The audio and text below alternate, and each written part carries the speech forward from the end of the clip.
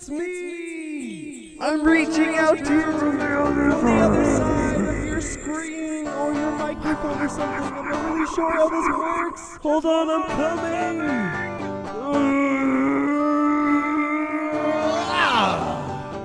Oh, there we go.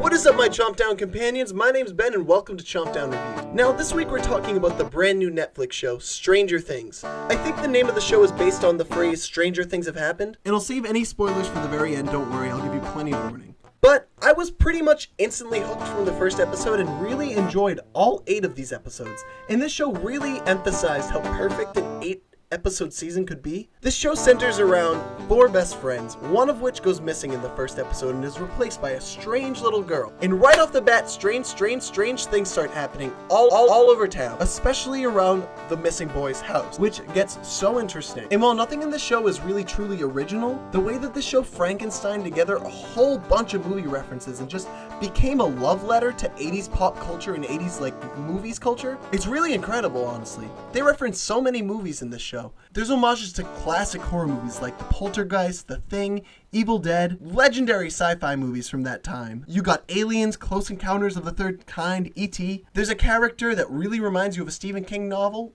about a certain girl. There's references to absolute classics like Body Double by Alfred Hitchcock, Jaws, and they even slip in a really cool Minority Report reference. And I gotta point out that reference to The Shining with the axe. Really excellent and a huge throwback to the first ever Chomp Down. If there's anything else specifically you remember from the show, please leave it in the comment section down below. I'd love to reminisce. I've never played Dungeons & Dragons in my life, but the way that these kids related Dungeons & Dragons to what was going on in their world was really interesting and was a really good way of keeping everything sorted and really cool. Not to mention the absolutely amazing soundtrack.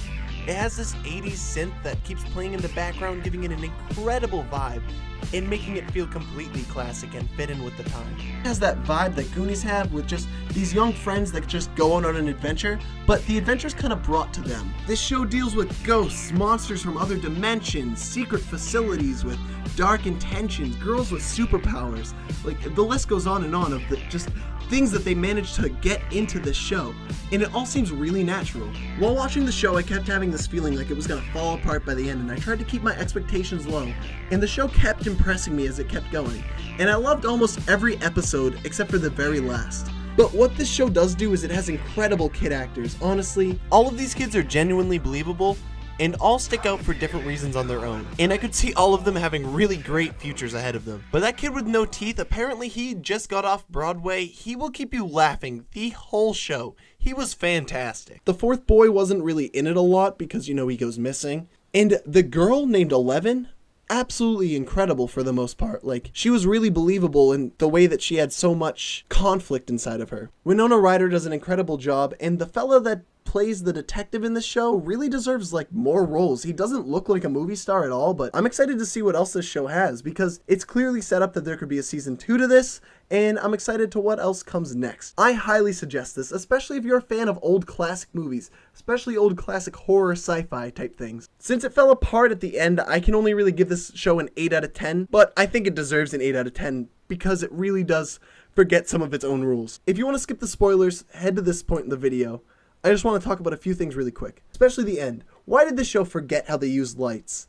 I thought the way that this show and Winona Ryder was using all the Christmas lights around her house and the lamps was really cool, really interesting, really original, especially with the Ouija board on the wall. But the last episode just forgot what they did and everything turned into strobe lights. The monster made lights disappear until he was in the room and there was a surge of energy almost every time, and the fact that it ended with strobe lights is depressing. Aside from that, I loved almost everything else from the way that this show ended. I thought it had a really good sort of cliffhanger. I thought their decision to make Stacy stay with her boyfriend instead of just moving on and being with Michael was a really good idea. It flipped the whole boy getting the girl trope on its head. And I felt like Stacy did kind of love her boyfriend and he was making serious attempts to fix things, so I really liked that idea. And that moment with the camera was seriously precious, so I thought that tied together really nicely. The monster's flower face was pretty cool, but other than that, he was really lame. But in the dark, he looked really excellent, kind of just hovering over eating things. And I can't stress how much I loved the kid actors in this show enough. Honestly, they were really, really good. So seriously, I suggest you go check the show out. Netflix is killing it with original shows, and this isn't based on any existing property. And even though it's not completely original, it is brand new and interesting and fun, and it will keep you entertained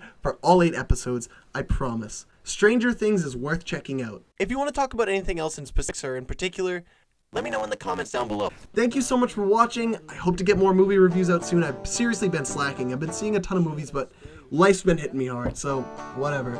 If you like what I got going on here, I've got a ton more Chomp Down reviews on my channel, and if you would just hit that little subscribe button down in the corner, I will love you for the rest of your life.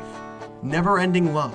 Where else can you find that sort of commitment? And if for some reason you're waiting for my Ghostbusters review, which I hope you are, I'll end up putting a little link on this green little chomp here, but if you call me lazy in the comment section down below, it will make me go twice as fast as least for every comment. But if you hate my content, just tell me I'm doing a good job, and reverse psychology will definitely make me stop making videos.